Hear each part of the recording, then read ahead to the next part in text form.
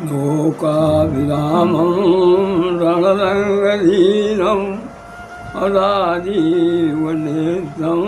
रघुवंशनाथं कारुण्यरूपं करुणाकरन्तं श्रीरामचन्द्रं शरणं प्रपद्ये।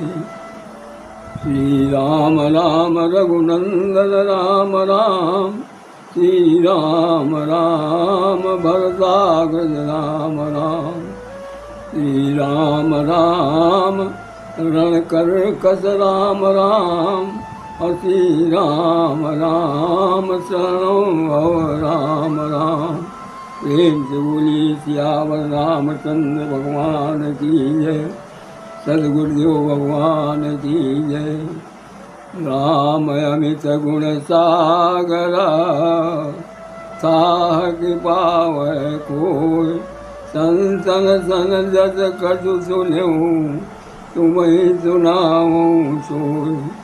राम कृपा से मिलयस हम सब कहाँ सतसंग, और सावधान हुई सुनऊ हम मानस कथा प्रसंग। सियावर रामचंद्र पद जय शरणम। आत्मीय सज्जनों एवं देवियों, श्रीमद् रामचरितमानस के पंच स्तरीय मानस योग साधना के संदर्भ में मैंने चर्चा की। आज भी उसी पर चर्चा करेंगे, लेकिन इस चर्चा को समझने के लिए रामचरितमानस की रचना की शैली क्या है और उसका रचना का उद्देश्य क्या है और उसकी रचना के आश्वासन क्या है, जब तक इन पर चर्चा नहीं होगी तब तक वो पूरी तरह से क्लियर नहीं हो पाएगा, समझ में नहीं आ पाएगा। इसलिए सबसे पहले रामचरितमानस की रचना शैली क्या है, तो नाना पुराण निगमागम, पुराणों से कथा भाग लिया गया है। निगम अर्थात वेदों से सूत्र लिए गए हैं, और उसके बाद आगम अर्थात तंत्र विद्या से उसके प्रयोग करने की विधि ली गई है। ये तो शैली है इसकी। अब उसके रचना के उद्देश्य क्या है, तो रचना के उद्देश्य पर एक दिन हम चर्चा कर चुके हैं कि स्वांता सुखाय तुलसी रघुनाथ गाथा।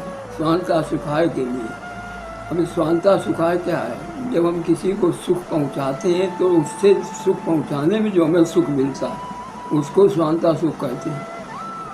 और कथा व्यास इसका अर्थ केवल इतना बता देते हैं कि गोस्वामी तुलसीदास जी ने अपने सुख के लिए रामचरितमानस की रचना की।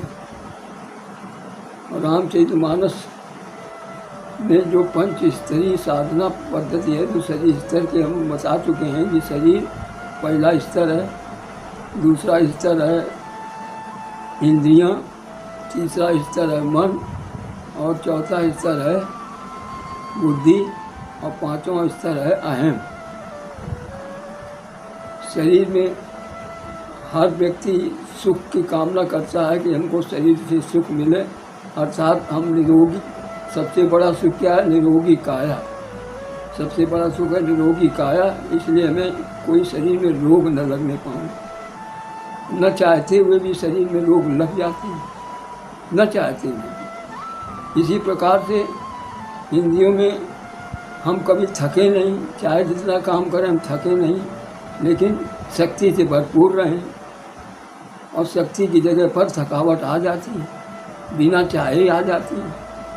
इसी प्रकार से मन के स्तर पर हम चाहते हैं कि आनंद से भरपूर रहें, लेकिन वो आनंद तिरोहित हो जाता है, उसकी जगह पर चिंता और तनाव आ जाता है। उसके पश्चात बुद्धि के स्तर पर अखंड आनंद की, अखंड ज्ञान की उपलब्धि होनी चाहिए, तो अखंड उपलब्धि की जगह पर अहंकार आ जाता है। अहंकार आ जाता है कि हम भी कुछ हैं, यही सबसे बड़ा पसंद का कारण बन जाता है। इसके पश्चात अहम के स्तर पर आज रहना चाहिए कि प्रेम की उपलब्धि हो, लेकिन प्रेम की जगह पर नहीं, उसकी जगह पर आ जाता है क्या, मिथ्या अपनत्व आ जाता है। अपनत्व, जबकि अपना ये शरीर भी अपना नहीं है। इस शरीर से जुड़ा हुआ फिर कौन अपना हो सकता है, विचार करने वाला प्रश्न है कि इस शरीर से जुड़ा हुआ कौन सा सामान अपना हो सकता है, कौन सा व्यक्ति अपना हो सकता है, जबकि ये अपना शरीर ही अपना नहीं है। ये शरीर भिड़ा हुआ है और कब छूट जाएगा, कहाँ छूट जाएगा, किस प्रकार छूट जाएगा, इसका किसी को पता नहीं होता है। इसलिए बचियो नहीं जंगल वास किए, और बचियो नहीं ऊँचे बनाए अटा, और बचियो नहीं वेद पुराण पढ़े, और बचियो नहीं शीत रखाए जटा। ये संसार चला चल है, यहाँ चारे दिनन का ठाठा, जैसे मन राम बुलाओ मती, अब घेरत आवत काल घटा। कोई ठिकाना नहीं मिल जाए कब किस समय कहाँ आ जाए। इसलिए हर समय वही समय धन्य होता है, जब कहते हैं धन्य घड़ी जो जब सत्संगा, वही घड़ी धन्य होती है, वही समय धन्य होता है जब हम सत्संग से जुड़े होते हैं। और सत्संग क्या है, सत्य का संग। अब प्रश्न पैदा होता है कि सत्य क्या है, सत्य क्या है ये न मैंने जान पाया, और झूठ से भी है नहीं पहचान मेरी। जब जीवन संघर्ष में पलता रहा, जब दिन अंतिम आए, तब किसी ने सत्य की संज्ञा बताई कि राम नाम सत्य है। वो भी कितनी देर याद रहता है, जितनी देर पीछे पीछे जाती है, और उसके बाद जैसे लौटते हैं तैसे फिर भूल जाते हैं उस सत्य को। इसलिए रामचरितमानस में पंच स्तरीय साधना जो है वो 3 सूत्रों में बटी हुई है। वैसे तो 4 सूत्र हैं, चौथा सूत्र समर्पण का है, पहला सूत्र है तप,